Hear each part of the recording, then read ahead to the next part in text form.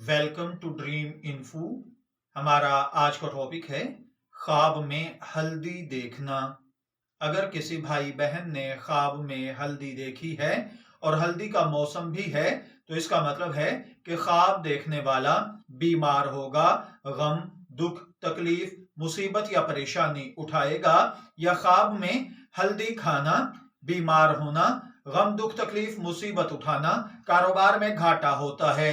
अलबत्ता अगर कोई शख्स ख्वाब में देखे कि उसने जमीन में से हल्दी निकाली है और वो कच्ची उसने इकट्ठी की है तो इसका मतलब है कि अल्लाह ताला आने वाले वक्त पर आपको तरक्की नसीब फरमाएगा, आपके कारोबार में इजाफा होगा, सैलरी और जॉब में तरक्की होगी।